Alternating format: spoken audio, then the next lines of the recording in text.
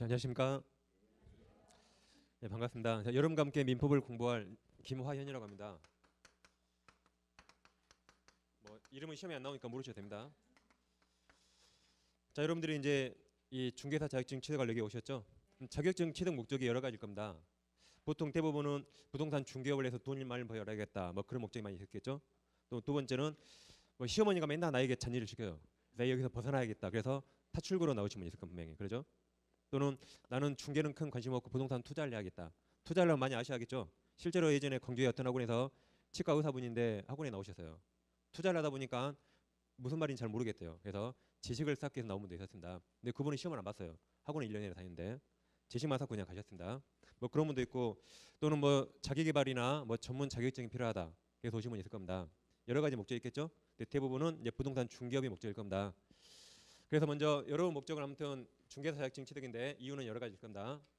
그럼 이제 세간의 그 포털 검색 1위가 공인중개사 연봉이 한번 나왔어요. 보신 적 있나요?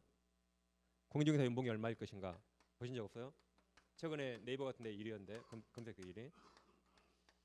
연봉이 이제 나왔는데 이제 평균입니다. 평균인데 이건 주택만 따졌어요. 주택 매매나 전월세 있죠? 이것만 따졌을 때 서울에서 공인중개사 평균이 1년에 7,344만 원이었습니다. 그 다음에 부산 같은 경우는 부산 1년에 얼마였냐면 4,018만 원이었어요. 최근에. 물론 서울이 거리가 더 많겠죠. 그 주택 가격이 좀 더 높겠죠. 이 정도 나온 겁니다. 우리 광주광역시라면 부산보다 아마 좀 낮을 겁니다. 왜냐면 가액이 좀 낮으니까. 되게 이게 평균인데 이제 주의하실 게 주택이에요. 주택만 가지고 따진 겁니다. 근데 보통 지방 같은 경우는 토지 상가도 있잖아요. 수수료가 거의 2배예요. 보통 지방은 주택이 0.4%, 0.5%입니다. 여기 0.9%입니다. 이걸 계산 안 한 겁니다. 그래서 이것까지 하면 수익이 훨씬 높아지겠죠. 그것을 알파가 되는 겁니다. 그리고 이제 요즘은 중개사들이 개인 투자를 많이 합니다. 싸게 나온 거 싸게 잡아서 비싸게 파는 거죠. 그럼 개인 투자까지 합치면 엄청나게 늘어날 수 있는 겁니다. 그러니까 여러분들이 중개사 공부할 때 도처에 널린 게 중개사인데 돈 벌 수 있을까?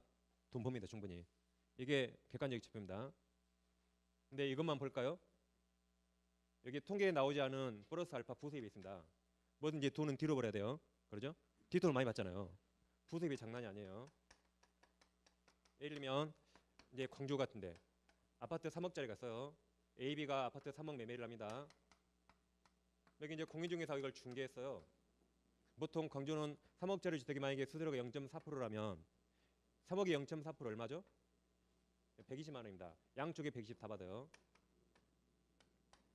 요즘은 공동주기도 많이 하죠. 그러면 120 받는 겁니다. 120. 요즘은 수수료 누가 안 깎아요?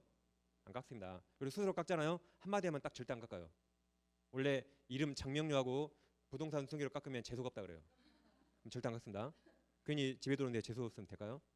그 말 한마디면 절대 안 깎아요. 다 줍니다. 그래서 이렇게 볼 수 있어요. 근데 만약에 양쪽 다 내가 공동 중개하지 않고 양쪽 다 중개하면 이렇게 볼 수 있죠. 여기 플러스 알파가 있어요. 여러분 주택 같은 거 사실 때 상가 같은 거 살 때 대출 많이 받죠. 그럼 대출을 받으라고 권유하지 않던가요? 권유합니다. 만약에 중개사 소개로 1억을 대출 받잖아요.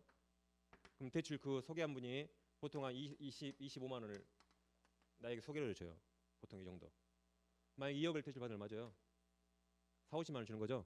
그렇죠? 그다음에 이사치 센터에서 소개시켜주면 보통 한 10만 원 줘요.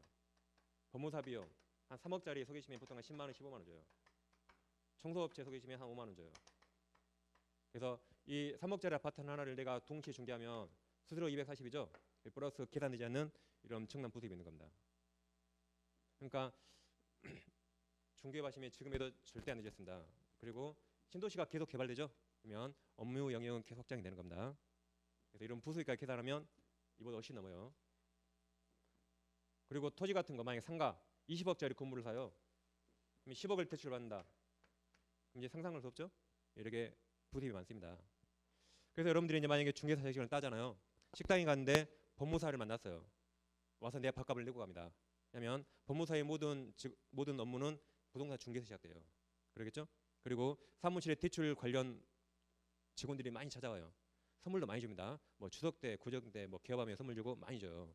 왜냐면 그들 업무도 다 중개 업무에 시작됩니다. 그래서 뭐 변호사도 업무도 마찬가지예요. 아무튼 이처럼 고수익을 창출할 수 있는 직업입니다. 그래서 이제 여러분들이 이 자리에 자격증 취득을 오셨죠? 그러면 한번 마음을 먹었으니까 포기하지 않으면 대부분 자격증을 취득합니다. 대부분 중간에 꼭 포기를 하거든요. 우리가 이제 어른이다 보니까 중간에 꼭 내 몸이 아프거나 꼭 누가 아파요. 그러다 보면 시험 포기할 수가 있어요.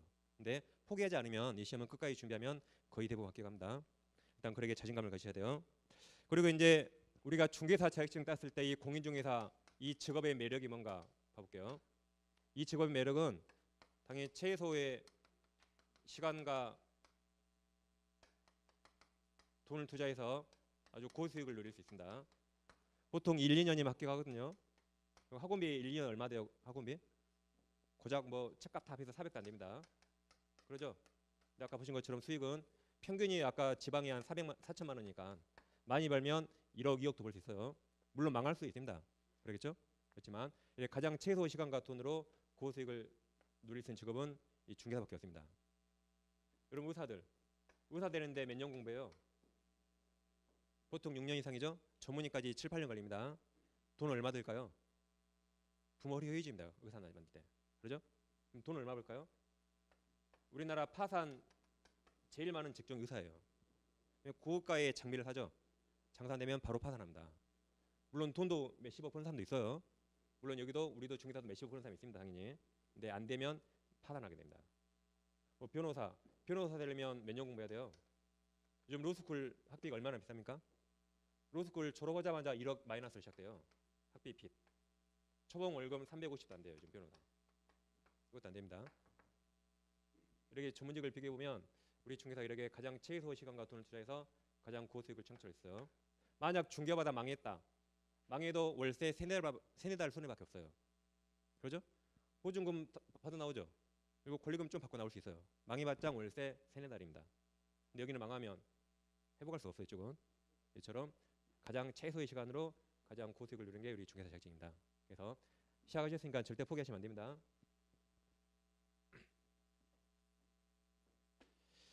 그다음에 이제 우리 시험 준비를 어떻게 할 것인가. 아까 원장님도 말씀하셨지만 시험 준비 방법은 보통 세 가지가 있겠죠. 먼저 나는 독학을 해야겠다. 이런 분 요즘 거의 없죠. 그다음 여러분처럼 학원을 다녀야겠다. 나는 그냥 싸게 인터넷 강의 들어야겠다. 그러면 이건 거의 없으니까 보통 둘 중에 하나를 택합니다. 그러면 학원은 단점이 비용이 비싸요. 인터넷에 비해서. 여기는 비용이 싸죠. 이런 장단점이 있습니다. 근데 합격률은 어디가 높을까요? 합격률은 당연히 학원이 엄청 높습니다.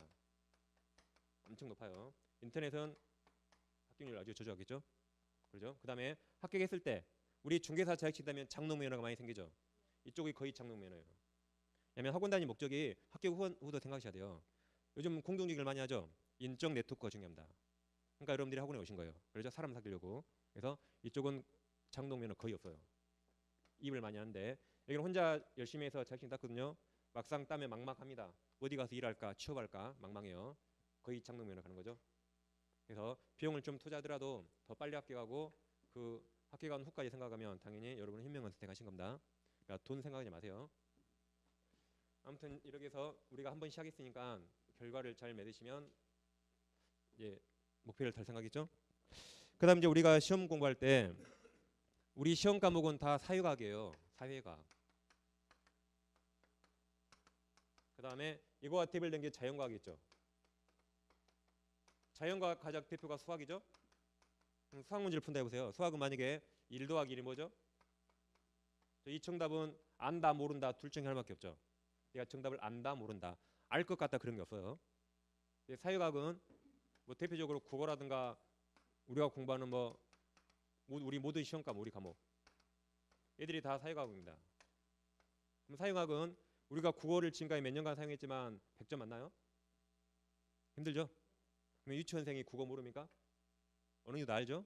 그러니까 사회과학은 여기처럼 뭘 정확히 안다 모른다가 없어요. 그러겠죠? 뭐 국어학자가 국어 다 할까요? 모릅니다. 대법원 판사가 법을 다 할까요? 모릅니다. 그러니까 누가 좀 더 아는가 좀 덜 모르는가 차이입니다. 이걸 정확히 안다, 정확히 모른다가 없어요. 뭐 5살짜리가 법 모를까요? 법? 우리 법 과목? 5살짜리가 자전거를 공원에 타고 있어요. 타고 있으니까 제가 가서 아저씨한테 자전거 1시간만 빌려줄래? 그럼 뭐라 할까요? 그냥 미친놈 보듯이 그냥 가버립니다. 근데 제가 가서 10,000원짜리를 가져가요. 아저씨가 10,000원 줄 테니까 자전거 1시간 빌려줄래? 그럼 어떻게 할까요? 빌려줄 수 있는 겁니다. 그러겠죠? 그럼 이 5살짜리는 우리가 공부할 민법에서 임대차가 뭔지 아는 애예요. 이 용어만 모를 뿐이지 임대차가 뭔지 아는 겁니다. 아, 내가 10,000원을 받고 자전거를 빌려주면 이런 돈이 생긴 걸 아는 겁니다. 또 경제를 아는 거예요. 이처럼 사유학은 정확히 모르는 사람 한 명도 없어요. 다 아는 사람도 한 명도 없습니다. 대법원 판례가 바뀌죠. 그렇죠? 대법원 판사들이 우리나라 법을 제일 잘 알아요. 왜 바뀔까요? 그만큼 정확히 아는 사람 한 명도 없는 겁니다. 그래서 우리가 우리 시험 과목은 점점 알아가는 겁니다. 점점 알아가요. 책을 한 번 읽으면 하나도 몰라요. 한 2-3번 읽으면 한 20-30% 압니다. 3-4번 읽으면 그때 5-60% 알아요. 그때 합격점이 되는 겁니다. 그래서 한 책을 3번 읽기 전까지는 이 과목이 어렵다 쉽다 아직 판단이 길어요. 아시겠죠? 오늘 당장 이제 수업을 나갈 텐데 다 모르는 말이 많습니다. 그렇지만 이걸 보면 볼수록 점점 알아가는 겁니다. 그래서 모르는 게 나오더라도 그냥 넘어가시면 돼요. 다음에 알겠지라고 하시면 되는 겁니다. 좀 유연한 사고를 하셔야 돼요. 그래서 이 사유과학이 어려운 이유가 앞부분에 뒷내용이 나와요. 그럼 무슨 말인지 모르겠죠. 뒷부분에 앞내용이 나와요. 그럼 그때 이해가 되는 겁니다. 그래서 이 차근차근 알아가는 거니까 오늘 뭐 한번 듣고 아, 내 이걸 안다 모른다 판단하시면 절대 안 돼요. 점점 알아가는 겁니다. 점점 알아가는 거예요. 그래서 이 자연과학적 그 공부 방식 취하면 안 됩니다. 점점 알아가는 거니까. 변호사에게 여러분 뭐 상담 받은 적 있나요? 물어보면 알아요, 몰라요? 잘 모릅니다. 변호사 몰라요. 아는 척만 해요. 그리고 수임료를 줬을 때 정확히 알아서 그때 답을 해주는 겁니다. 그죠? 그처럼 우리 자연과학이 아니에요. 사회과학은 점점 알아가니까 그 좀 나는 정확히 오늘 꼭 알아야겠다. 일단 그걸 좀 버리셔야 돼요. 서서히 알아간다 생각하시면 되는 겁니다. 그럼 이제 우리가 아까 원장님이 우리 시험 과목을 말씀하셨죠? 제가 이 시험 과목을 좀 자세히 설명해 드릴게요. 오늘 제가 첫날이니까 제가 대표를 하는 겁니다. 우리 중개사 시험은 1차와 2차가 있죠. 1차 과목이 2과목입니다. 먼저 부동산 학개론이 있고 그 다음에 저와 공부하실 민법과 민사특별법이 있습니다. 다음 2차가 이제 3과목이죠. 먼저 부동산 공법이라는 게 있고 그 다음에 공인중개사법이 있습니다. 아까 얘기해서 전략과목이라고 많이 말씀하시던데 그 다음에 부동산 공시법과 부동산 관련 세법이 있습니다. 과목을 일단 눈으로 다 보시면 이 한 가지만 학문이에요. 학문. 나머지는 다 법이죠. 다 법으로 정되어 있습니다. 우리는 거의 부동산 학개론을 제외하고 법 과목을 공부하다 생각하시면 돼요. 여러분 과목을 좀 들여다보면 오늘 처음이지만 민법이라는 법은 존재합니다. 민사특별법 이런 법이 있을까요? 이런 법은 없습니다. 우리나라의 민법에 관한 특별법이 수백 개예요. 그 수백 개 중에 부동산 중개에 필요한 5가지 법을 공부해요. 5가지 법. 이제 많이 들어보셨죠? 주택임대차보호법 들어보셨죠? 상가건물임대차보호법. 이제 줄여서 무슨 가등기담보법, 집합건물법, 부동산 실명법 듣고도 잊어버렸죠? 그러니까 일일이 말하기 귀찮아요. 이 5개 법을 민사특별법이라고 하는 겁니다. 그래서 제 시간에는 총 6개 법을 공부해요. 이렇게 6개 법. 다음 부동산 공법 이런 법도 없어요. 우리나라의 부동산에 관한 공적인 법이 100개가 넘어요. 100개. 그 100개 중에 가장 기본적인 6가지 법을 공부합니다. 6가지 법. 그래서 이제 나중에 들어보겠지만 첫째 뭐 국토계획 및 이용에 관한 법률. 다음 신도시 개발할 때 도시개발법이 있어요. 다음에 구도심을 다시 재정비할 때 뭐 도시 및 주거환경 정비법. 다음에 주택법, 건축법, 농지법. 이 6개 법 또 듣고 다 잊어버렸죠. 그러니까 일일이 말하기 귀찮으니까 이 6개 법을 부동산 공법이라는 겁니다. 다음 이런 법은 있어요. 공인사법. 모든 전문직은 전문직을 규율한 법이 있습니다. 의사법, 약사법, 변호사법 다 있어요. 근데 감정평가사법은 없어요. 우리보다 잘해요. 여기는. 우리는 전문직 법이 있어요. 이렇게 모든 전문직을 규율한 법이 있는 겁니다. 그래서 이런 단일한 법은 존재해요. 이건 여러 가지 법을 합해 놓은 겁니다. 다음 부동산 공시법이라는 법도 없어요. 이 시간에 여러분들이 2가지 법을 공부합니다. 뭐 지적법과 그다음 부동산 등기법 두 개를 공부해요. 두 가지를 부동산에 관한 권리나 사실관계를 공적으로 나타낸다 그래서 공시법이랍니다. 다음 세법에서는 세법 종류가 여러 가지입니다. 부동산 중개에 필요한 기본적을 법 공부합니다. 이처럼 학개론과 나머지는 다 법이죠. 그래서 이 시험 공부를 하게 되면 일단 엄청 유식해져요. 뉴스를 보면 뉴스가 들립니다. 신문을 보면 신문을 알아요. 여러분 예전에 무슨 파리 부동산 정책 나왔죠? 무슨 말인지 알겠어요? 그거 다 쏘는 말입니다. 그거. 그러죠? 공부하게 되면 그게 무슨 말인지 다 아는 겁니다. 일단 상식이 넓어져요. 그리고 뉴스가 들리는 겁니다. 신문을 볼 수 있어요. 그래서 아무튼 이렇게 수많은 법을 공부하기 때문에 지적성이 상당히 높아지겠죠? 이렇게 되어 있습니다. 그럼 아까 이제 합격자 결제 방법 이야기 들으셨죠? 합격자는 먼저 1차가 먼저 과락이 없어야 돼요. 즉 두 과목 다 40점 넘어야 됩니다. 40점 넘으면서 그다음 평균 60점이면 합격합니다. 다 들으셨죠 방금? 그다음 2차도 세 과목이 다 각각 40점 넘어야 돼요. 과락을 면해야 됩니다. 그다음 세 과목 평균 60점이면 2차까지 합격합니다. 우리는 이제 1, 2차를 같은 날 본다 그랬죠? 같은 날 시험 보고 나면 보통 수험생 여러분들이 이 네 가지 부류가 있어요. 1, 2차를 같이 보고 나왔어요. A란 분은 이제 우리가 시험 보고 나면 시험지를 나눠줍니다. 채점해 보면 실수 없으면 당락을 바로 할 수 있어요. A란 분이 시험 보고 나서 채점해 보니까 1차는 75점, 2차는 68점 맞았어요. B란 분은 1차 보고 나니까 1차가 80점, 2차가 평균 50점 맞았어요. C란 분은 거꾸로 1차를 50점, 2차를 평균 80점. D란 분은 42점, 51점 이래 맞았다 해보세요. 크게 네 가지 부류가 있습니다. 그럼 어떤 게 가장 이상적이죠? A란 분이 가장 이상적이죠. 1차와 2차를 동차로 합격했죠. 이분은 1년 만에 합격하는 겁니다. D란 분은 공부를 너무 안 했죠. 학원에 너무 늦게 오시거나 7월 달을 8월 달 오셨거나 아니면 공부를 거의 안 하신 겁니다. 그러니까 이분은 뭐 열혈하는 겁니다. 근데 B랑 C를 봐보세요. 평균은 거의 다 비슷하죠. 그렇죠? 둘 중에 누가 좀 안타깝습니까? 그렇죠. 둘 다 시험에 떨어졌지만 이 사람은 1차를 합격해서요. 2차가 안 된 거죠. 이 사람 다음 연도에 1차를 면제받습니다. 2차만 공부하시면 돼요. 이 사람은 어때요? 공부는 다 똑같이 했죠. 1차가 떨어지면 2차 채점을 안 맵니다. 이분은 다 떨어진 거예요. 내년에 1, 2차를 또다시 준비해야 돼요. 그래서 우리 이 A가 가장 이상적이지만 최소한 이 C, 이 유형을 절대적으로 피해야 돼요. 그래야겠죠? 그러니까 11월부터 1차 위주로 지금 공부하는 겁니다. 그래서 1차가 잡혀야 2차가 되는 겁니다. 1차가 안 되면 2차를 불안해서 책을 볼 수가 없어요. 그래서 이 두 과목을 처음 열심히 하시는 겁니다. 두 과목. 이게 잡히면 이제 이걸 슬슬 하시면 돼요. 이렇게 전략을 잘 세우셔야 돼요. 그러니까 이 시험은 전략이 중요합니다. 왜냐면 1차를 본 다음에 합격했는지 모르고 2차를 봐요. 그래서 전략을 잘 세울 때 1차 위주로 하시는데 그러니까 뭐 좀 개인적인 차가 있겠지만 3, 4월까지는 2차는 수업만 들으셔도 돼요. 그리고 1차 위주로 하시는 겁니다. 그렇게 좀 하시면 적어도 이 시어 같은 유형을 피할 수 있어요. 그럼 이분이 내년에 또 합격한다는 보장 없어요. 또. 그래서 이 A 또는 B, 특히 우리는 이제 빨리 왔으니까 당연히 A 같은 유형이 돼야겠죠.